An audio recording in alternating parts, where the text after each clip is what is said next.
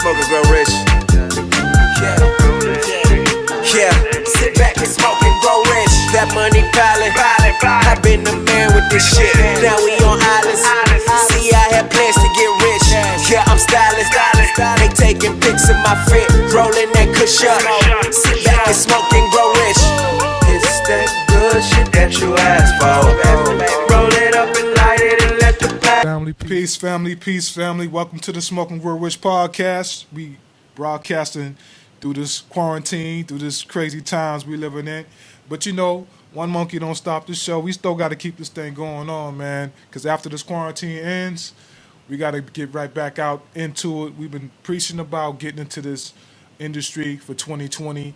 Everybody had a vision board party. Everybody was forecasting what they wanted to see in their vision for 2020. And I doubt anybody could have foreseen this coming, but it's here now. But we still got to keep things going.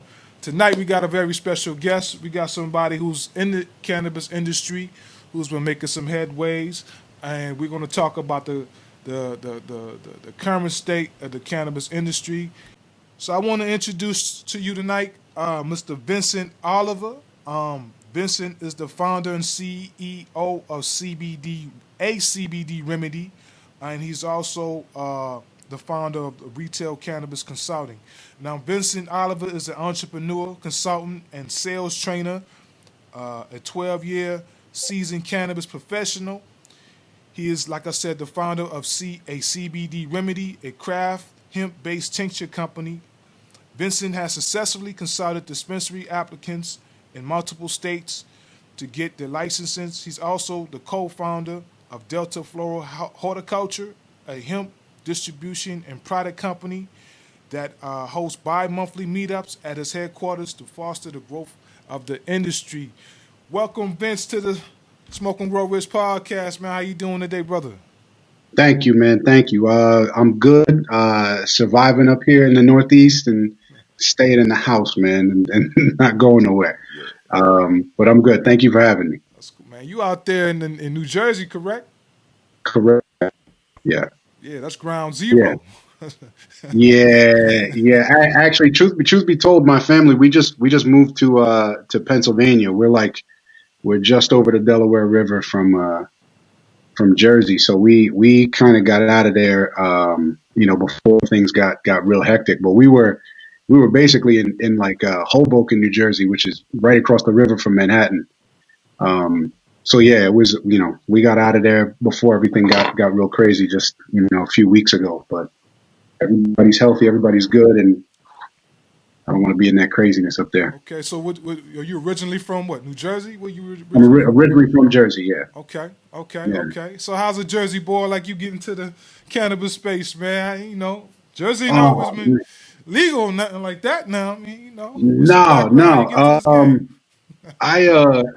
Cannabis. Truth be told, cannabis came around to me kind of late. We had some folks in the family who had substance abuse issues and addiction. So anything that was lumped together as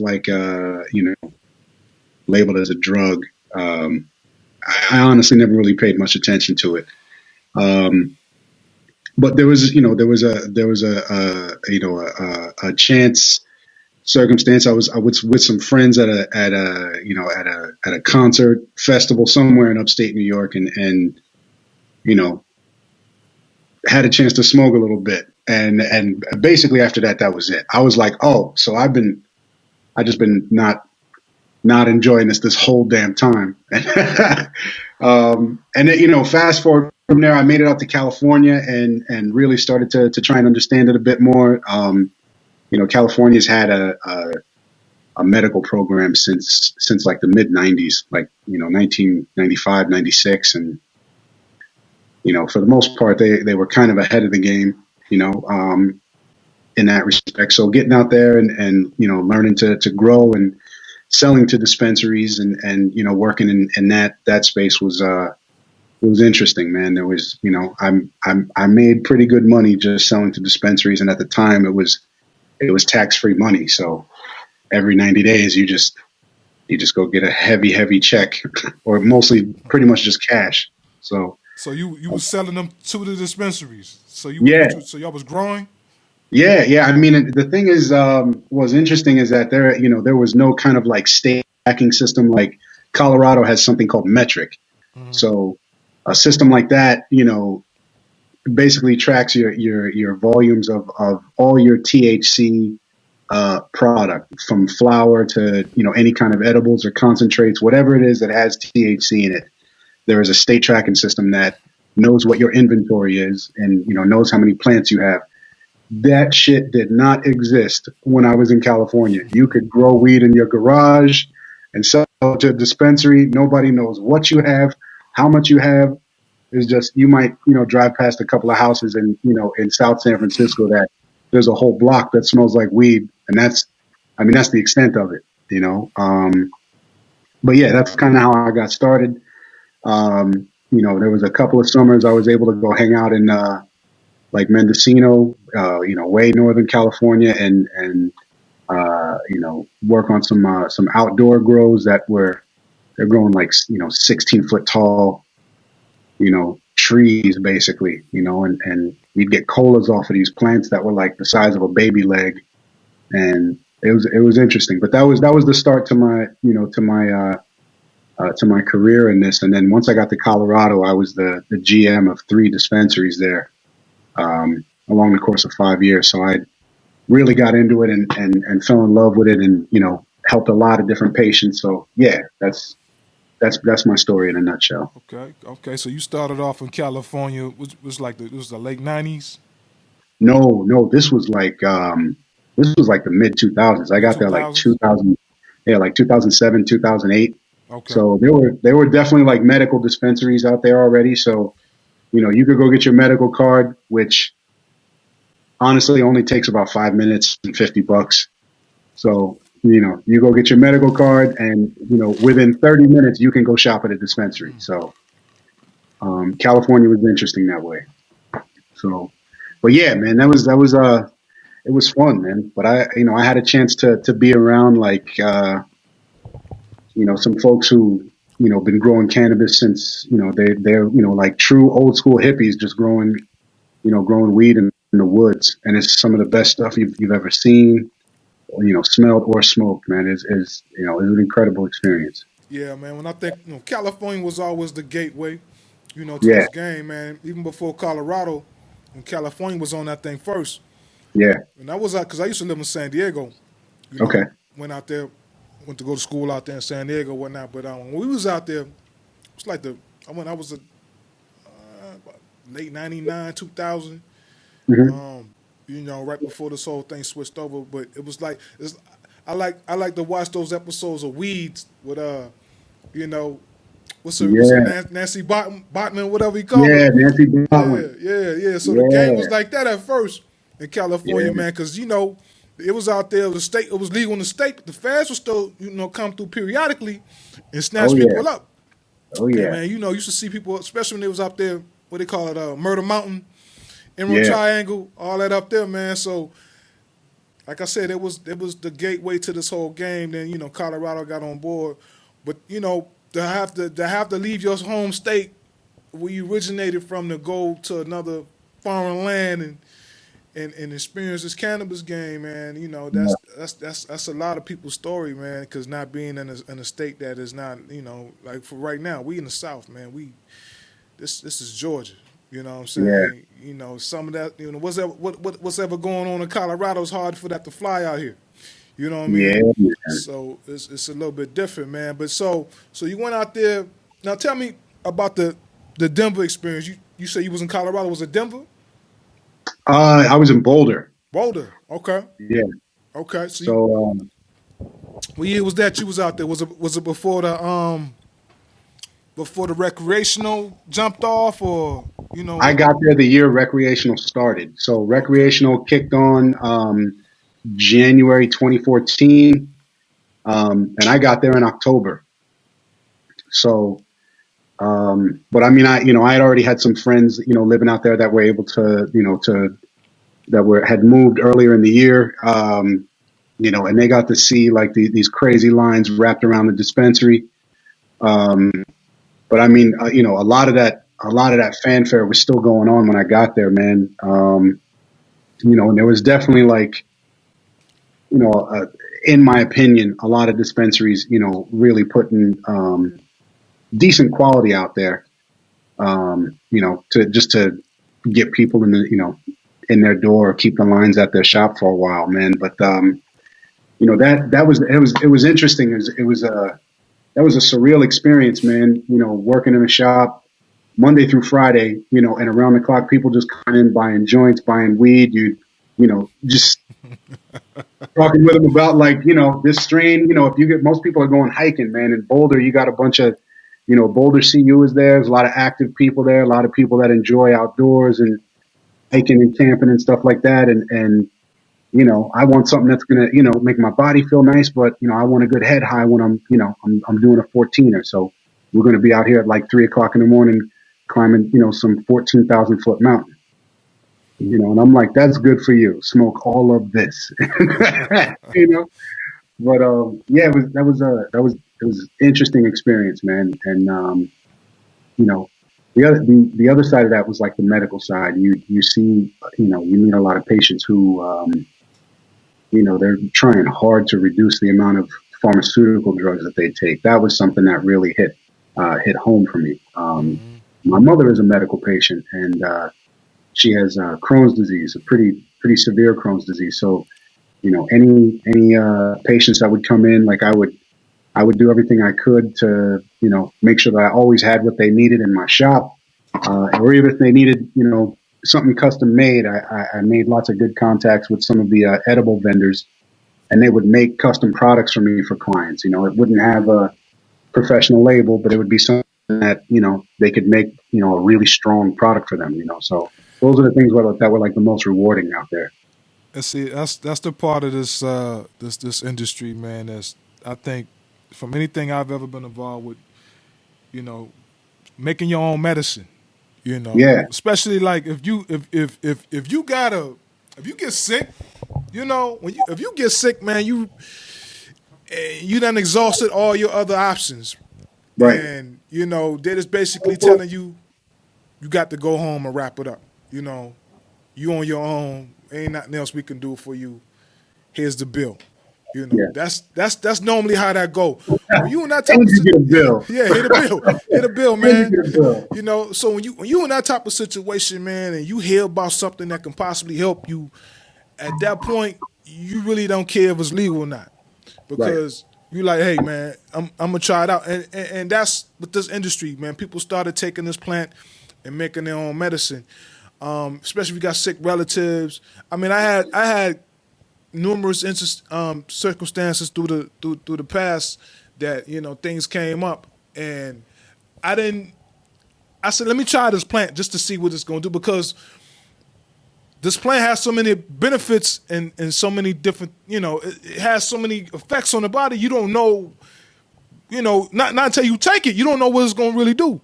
And Right. so you throw it at the problem, and it does good. It does really good against problems that you have with the body, man.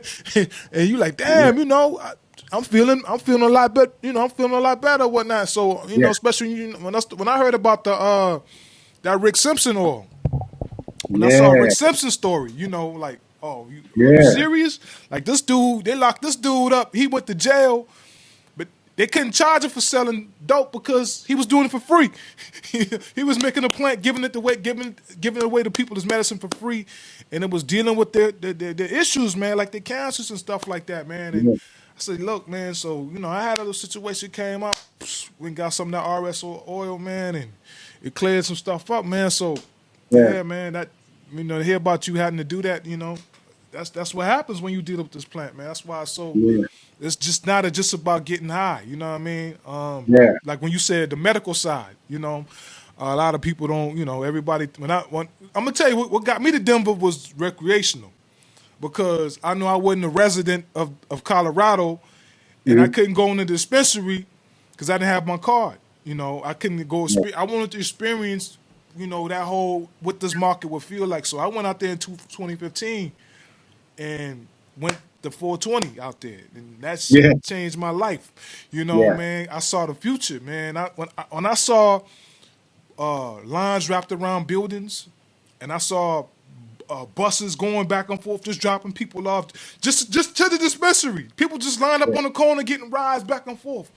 And Yeah. I'm like, damn, not just the weed man was making money, the person that was operating the buses was making money. You know what I'm saying? There was people on the corner selling water that was making money. It was a whole industry being developed right there, man. So I was like, man, Yeah. how do I get be a part of that? So I didn't do what you did. I wanted to do what you did, move out there, and just start working in the industry. And that's Yeah. a lot of people that's starting to dominate the space now are those people that took that risk, Yeah. who went out there like, look, I'm not gonna learn this game where I'm at. You're not gonna learn this in New Jersey because it ain't doing that in New Jersey. No. You know what I'm saying? So you go out there and you conquer, and then you bring the spoils of war back home to the Yeah. crib. So when Jersey do open up, and I'm pretty sure that's what you're thinking, when East Coast opens up, I'm gonna be there taking a part of this because Yeah. I went over there to where they was doing it at. Yeah.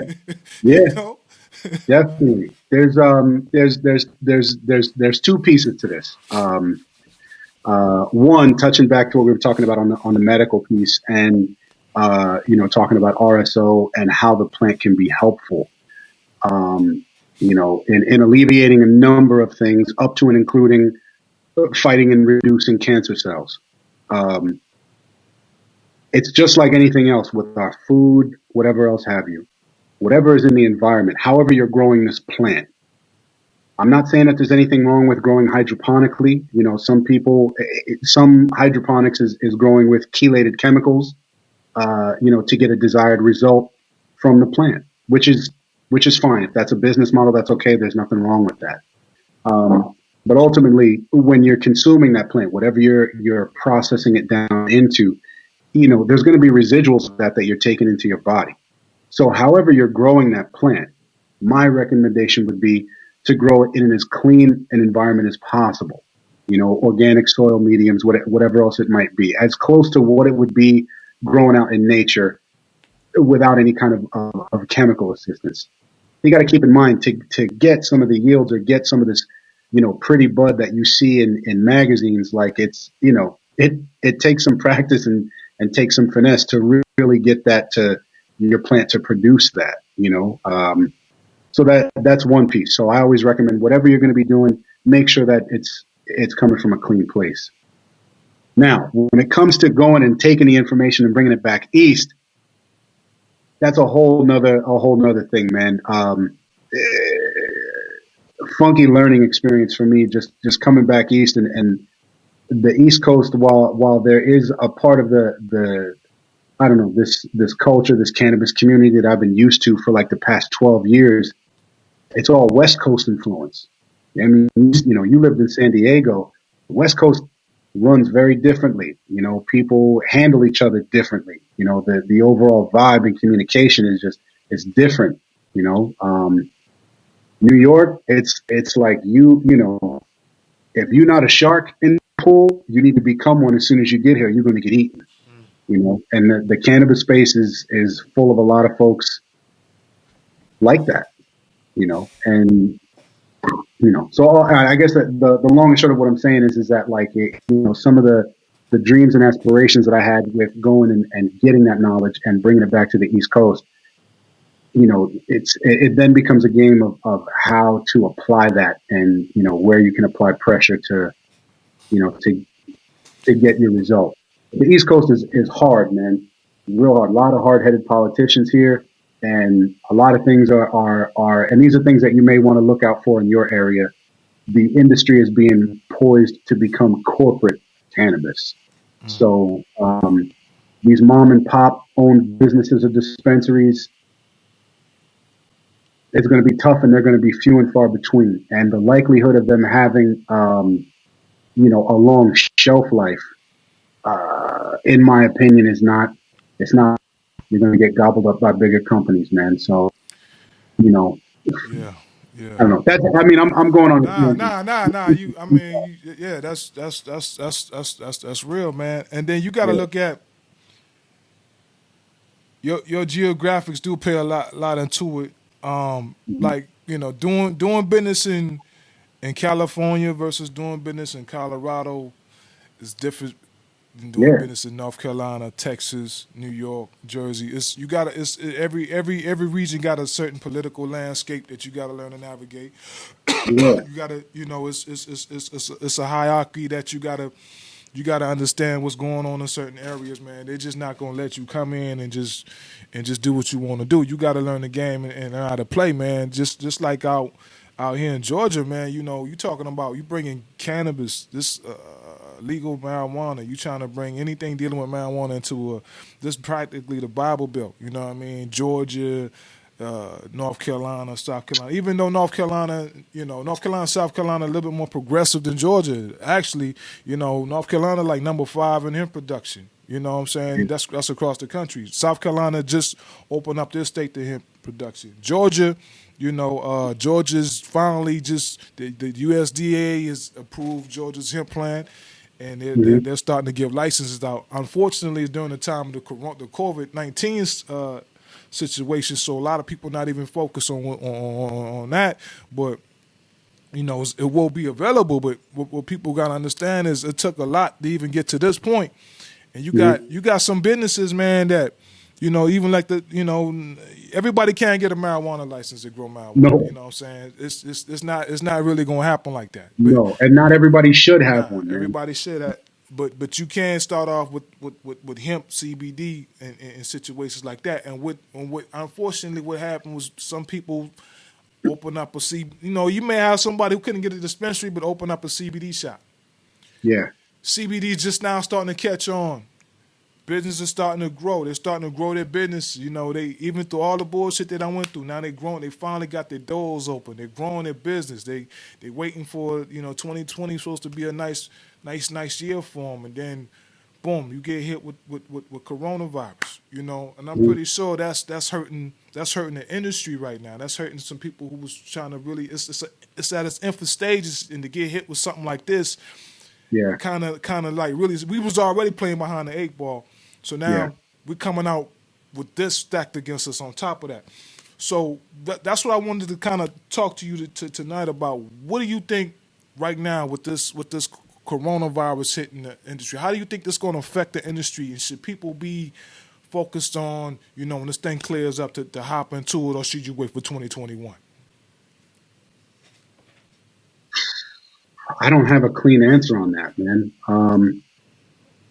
Honestly, I'm trying to figure some of that out myself, and I apologize for not having something more groundbreaking to say. But it's just like, there are some friends of mine who own CBD shops, in Manhattan, and we talk every other day, like what should we try to do? We try and drum up online sales, and for those of us who have applications, for actual cannabis licenses, we're at the mercy of local government, and just kind of waiting on them. And I mean, I don't know, man. I don't have a great answer for Right. you. I know that the cannabis space is still, while there may not be a ton of traffic in the stores, like the businesses are still thriving because it's an essential item.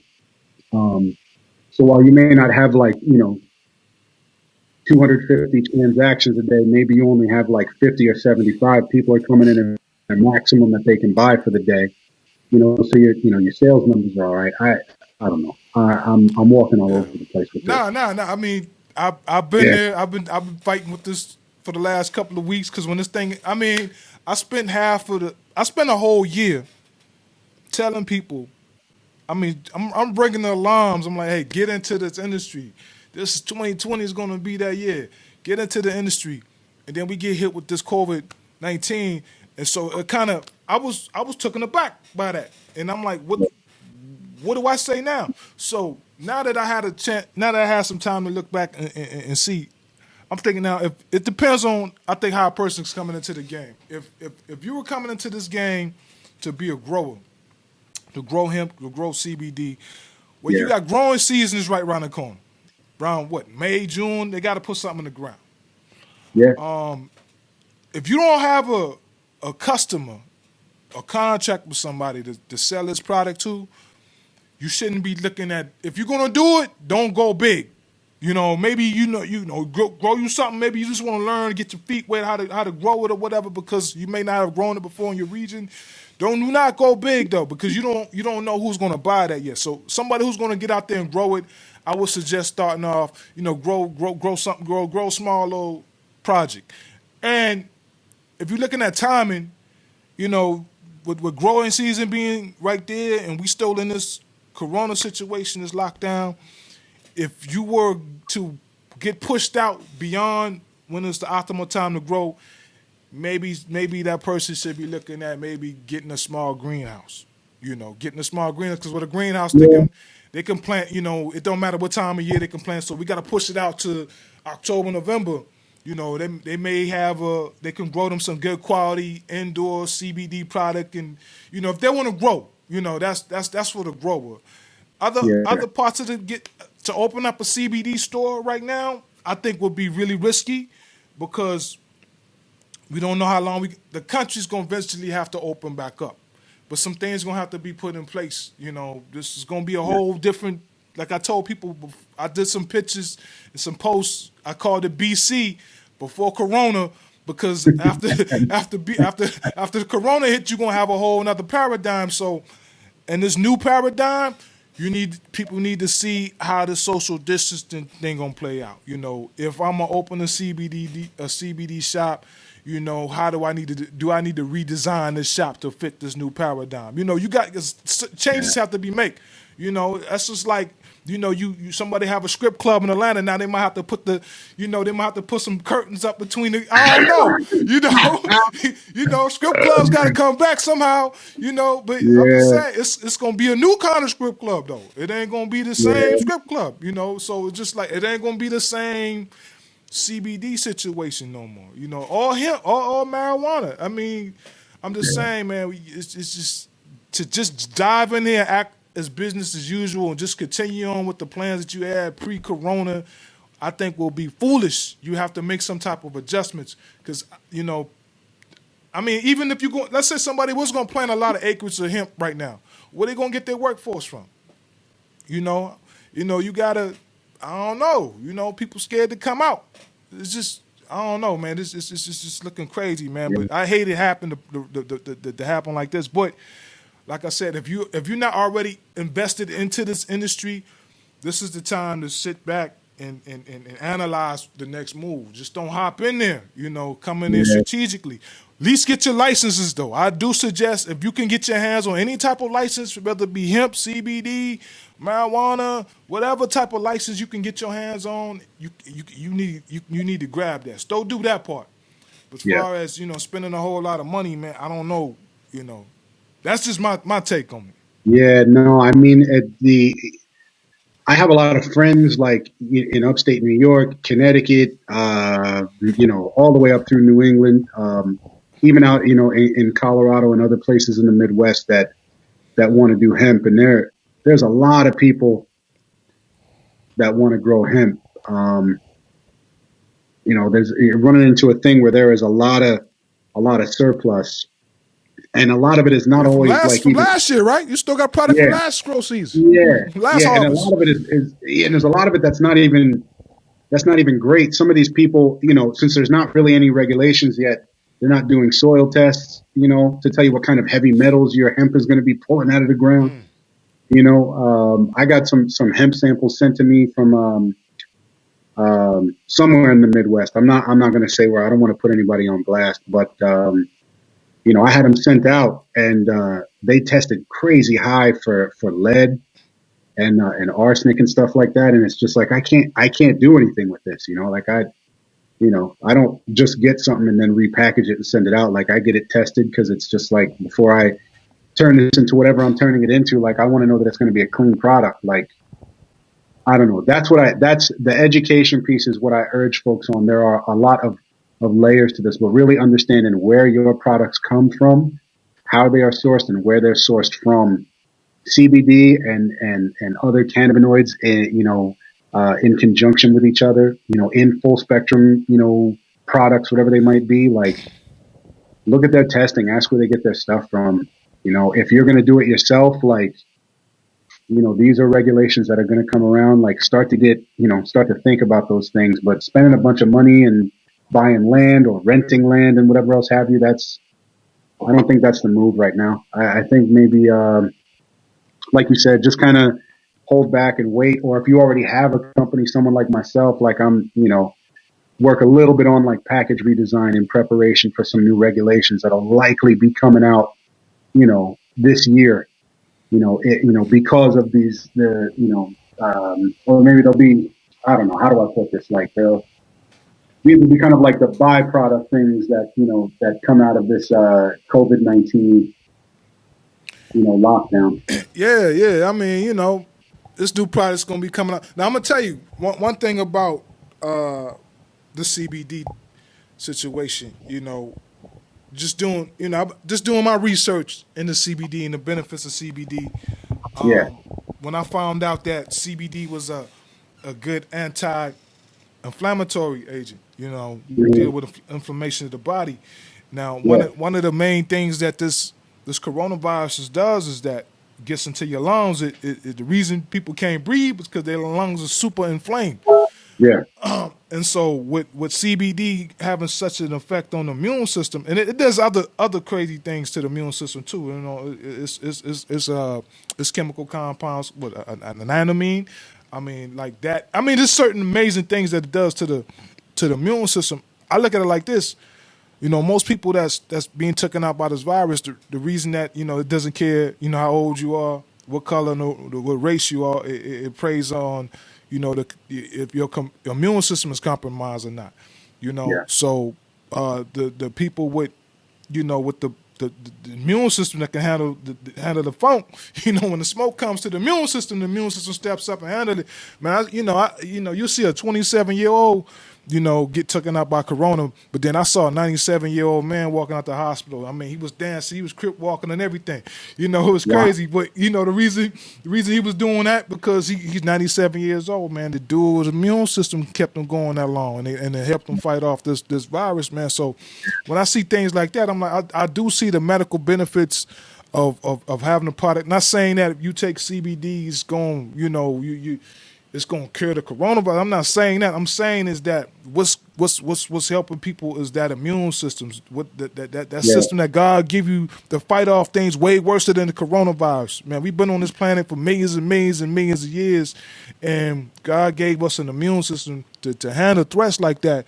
And it's because our neglect of it and our not taking care of it does have us susceptible to this. So what I'm saying is that products, the CBD came right on time. So I would, you know, I definitely load up on CBD, CBG, CBN. I mean, I do the full spectrum because I believe that all of them need to work together, you know, yeah, and do what they're yeah, supposed to do. You know, I believe in the full they spectrum do. process. So I definitely, you know, I would suggest that people definitely start doing their research. You know, get you a bottle of that CBD, and you do have some products too that I tried, man. They're pretty good products, man. I like the way you use those terpenes and bring out the different flavors, and you know, all the CBD out here tastes the same. You know, nobody Mhm. wanna.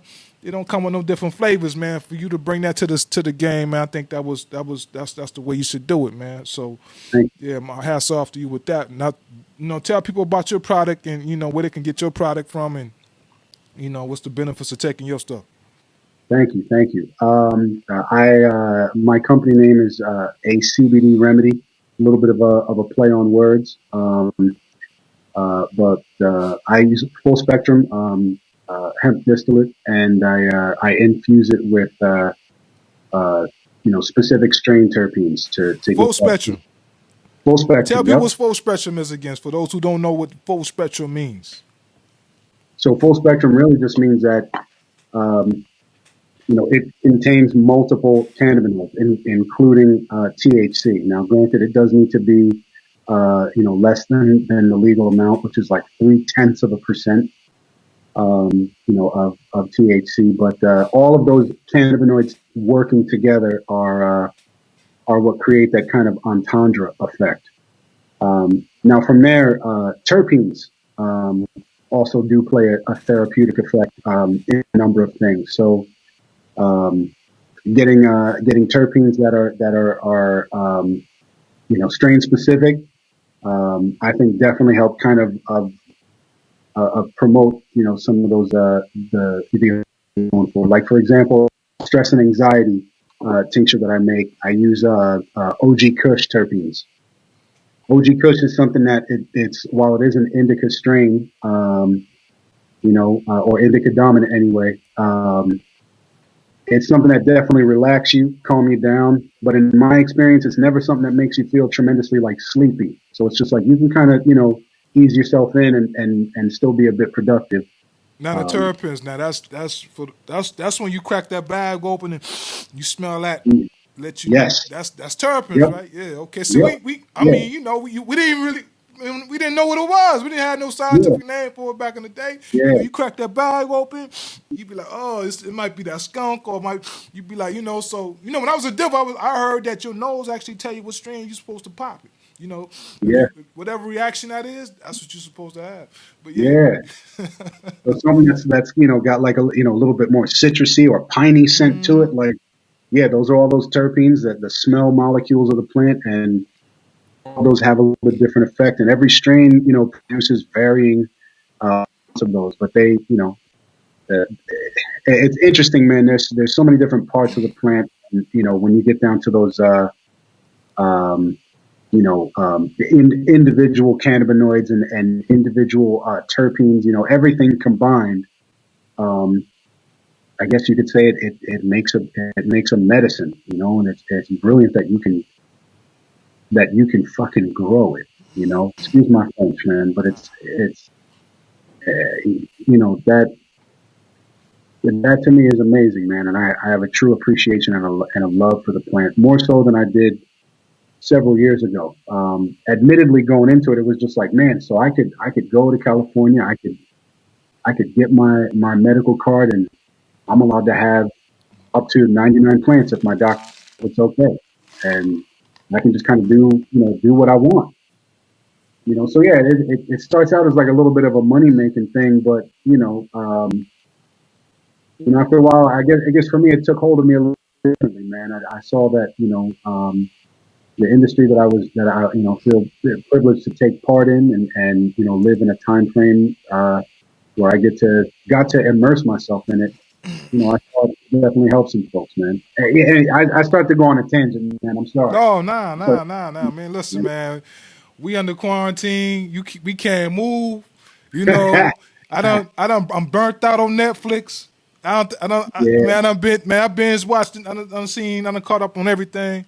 It's time to get out here and work, man. People at home, they want to hear yeah, something other than being scared to death with this coronavirus, man. Let's, like I said, right, we talked about those vision parties we had, first part of the year where everybody, they did their 2020 vision, what they wanted to see, and what people don't understand is that this the time you need to be pulling those boards out yeah, because the images that they're projecting on you now is going to create a future that don't look too good.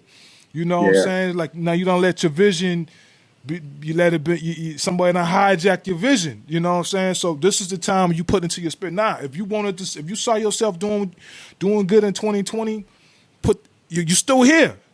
yeah, You still here. You know what I'm saying? When it's your time to go, you gotta go. You still here right now. You know what I'm saying? yeah, You should be doing everything you can to fulfill that vision and not living in fear. So, having these conversations, man, is just part of that journey, man, right now. You yeah, can't move. It's time to be learning. So when they open those gates back up, you hop your ass out there. You know what I'm saying? yeah, This is time for us to catch up because we was losing. yeah, Prior to this corona, we was already losing, man. We was people like I said, man, everybody, when I first heard about CBD, I'm like, damn, why would you want something like that? You can't even get high, like, what people smoking that? yeah, Like what's yeah. that? I can What's that? What's up understand that. about? You I know what can I'm saying? understand.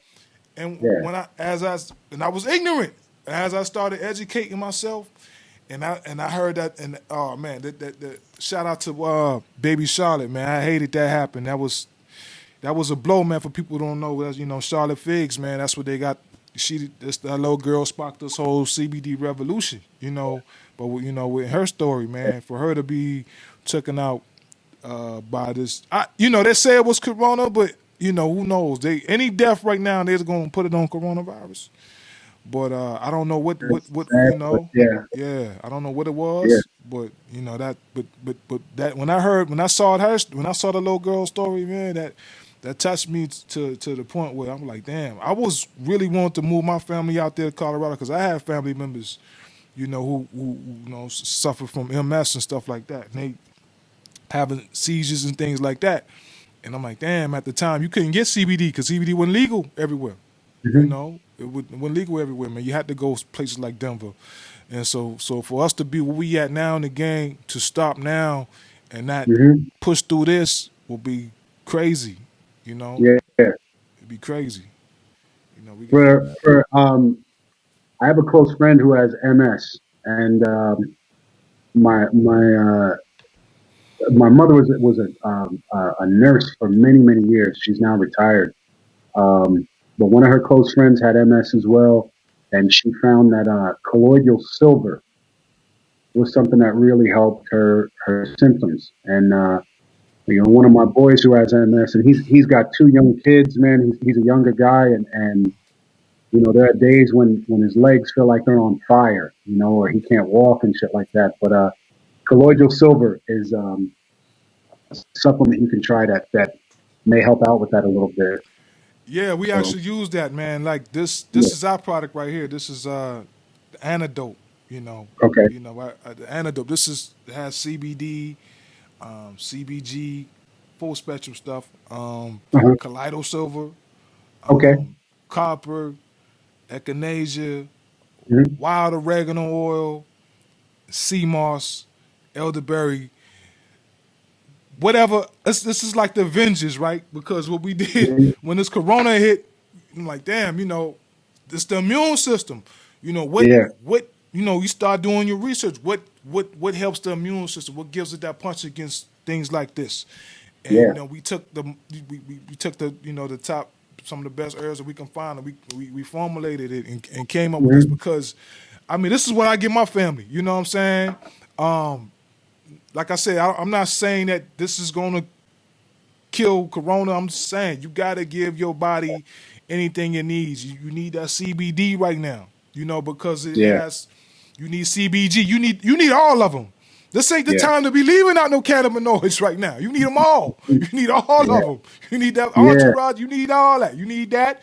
You need your terpenes. Which is something that I don't have. I think they check your product out because the terpenes is what I need to really get into next. But like I said, this is the industry got so many facets to it, man. That to be able to deliver these products right now, this is when you need them. Anything that help them with this immune system, people should be getting on it right now. hmm. Unless you waiting for a vaccine or something like that. Ain't no telling what that's gonna bring you. you know, Oh man, black seed oil is another good one too. Flaxseed Uh, oil, black seed, Okay, yeah, black seed oil. Um, yeah, I think it's black, it's black cumin seed, and they press the oils out of it. That's like an ancient one for yeah. fighting sicknesses and diseases and stuff. But but anyway, I don't think I fully answered what you're saying. I own a CBD remedy. Uh, People can find our website, www.acbdremedy.com. Um, we're going to have some, should be launching like 7 new products this year. But yeah, like I said, as of right now, we are a small craft tincture company. I make everything myself in a lab that we rent professional space out of in Trenton, New Jersey. So yeah, everything is craft, batch made and tested. Um, so yeah, Let's talk about before we wrap it up, man. Let's also talk about your service because a part of what we do at Smoke and Grow Rich is to educate people how to get into the industry. We have a tour that got we were supposed to do it in 420, but that got canceled. But we'll yeah, probably be doing it later on this year. But we actually take people out and let them see the industry firsthand. Let them talk to industry insiders and help them, get their licenses and things like that. It's part of a service that you do as far as consultant work. So talk about that. Talk about that right there. What do what can you do for people who's trying to get a license in certain states? How do you help them navigate these things, or you put them in the right directions, or what's that look like? Yeah, try to help them. One, get a better idea of what exactly it is they want to accomplish. For some folks, they're just excited to be in the industry, and it's just like, okay, what specifically do you want to do? Do you want to do cultivation? Do you want to do processing? Edibles, whatever it might be. You cannot take on all of them. You need a big team for that, and that's a lot of moving parts. So it's better to drill down to what your immediate passion is and start going from there. From there we dig into whatever areas you might be in, or how we can really specialize what you're doing. Um, I write SOPs, so any kind of standard operating procedures, pertaining to the business, we get that done. We do application writing and so forth. So yeah, those are some of the things that myself and the folks in my team. So I'm gonna be reaching out to you, man, because in Georgia, we definitely gonna need some SOPs. We are going to open up a processing facility here. Okay. Because I believe that when you just telling people to grow, and I saw that happen this year when they had that big bottleneck, and because of that, a lot of the prices, farmers were crushed because they didn't have nobody. It was growing it. They didn't have anybody processing it. They still sitting on product right now, and they still hadn't been processed yet because that whole infrastructure had not been built. And for this industry to truly take off, I think we definitely need to have a black-owned processor. We need to be sitting at the table in these situations. At least one in every couple of them in every state that handle that region. And so we are looking to put a processing facility together that doesn't depend on we don't have to have nothing in the ground by May to have a processing facility. As long as we got it up when it's time to process, we can process things later on. But it's something that's forever type money. But we looking to work with individuals such as yourself to help get that project off the ground, man, and just to say, hey, look, man, we pulled it off. This is how it was supposed to look, and then everybody else in the country can kind of like model off of that. But I think we definitely need to. Everybody, like you said, everybody can't grow. For everybody just hopping out here want to grow, nah, everybody can't grow. You're gonna need somebody processing it. You're gonna need people turning into products, and you're gonna need sales. You're gonna need sales and marketing. I mean, it's an industry. Yeah. Yeah, there's a lot of moving parts with that, man. And for those folks who may not be able to work in the industry because of whatever checkered past they might have, to the best of my knowledge, there isn't. I don't think there's too many things holding folks up from having a processing business or ancillary. It's expensive as hell. It's expensive. Yeah. Yeah, it's expensive. It is. It's also a lot of money, man. The machines just to process your oils, out of your plant material. Some of those machine setups are like a couple $100,000. And that's before you have that machine or whatever you call it, in a building, that's zoned for that. Like there's so many moving parts that are big and expensive to get done and take time. So it's all interesting, but it all creates jobs for people, and it all creates a place for that raw material to go. So I think processing is a great idea. Yeah, definitely, man. And when I say processing, man, you gotta also think beyond CBD. Because right now, just CBD is where people hop into this industry at because of the numbers and stuff like that. But it's called industrial hemp. Yeah. You talking about fabrics. You talking about paper. You talking about all different types of so hempcrete, all that. So the infrastructure to process all this stuff is just not here yet. You know what I'm saying? No. Like that's where we at. So the capital needs to be. We need people and we need capital to get strongholds in those facets of the industry. Not just CBD. We definitely need the medicine, but Yeah. it's just this plant can do so much more. So Yeah, you it can't does a leave that lot money more. on the table neither. You need to be able to process everything. You're not CBD, and you know there are machines that can process them all. I've seen one. The machine it stripped the fiber off for the fiber. It took the rest and for the got the grinded up flour for the CBD oil, and then I Hmm. think it took another part of the plant. It was three different materials coming out of this one machine. It's somewhere in Canada and it's cost $2 million, and we got to get that. Yeah, You know what I mean? You got to yeah, get that. Got to get that. yeah. You know what I mean? But that's Biofuels. Biofuels is another oh is yeah, another huge one, man. Now, I mean, a lot of vehicles, let's say over the next like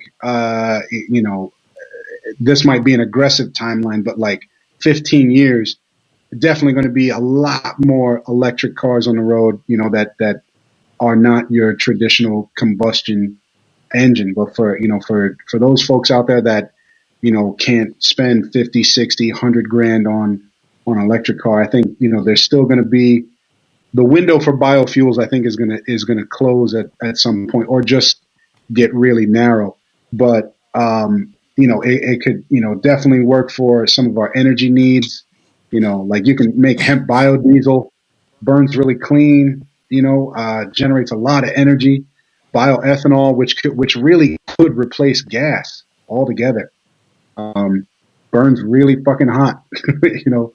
Um, yeah. those are just like some quick examples, but I mean that's that kind of processing and infrastructure takes a crazy amount of money, and I don't know. I don't really think the powers that be want anybody coming up with a plant that replaces gas right now. I You mean, know, like I was reading. I saw that it was like an acre of hemp was like 30 barrels of oil, something like that. It was equivalent. It yeah, was they're showing what you could do with this plant. yeah, And right now it's like they're using ethanol. They're using corn. You know what I'm yeah, saying? Which is corn is part of the food supply.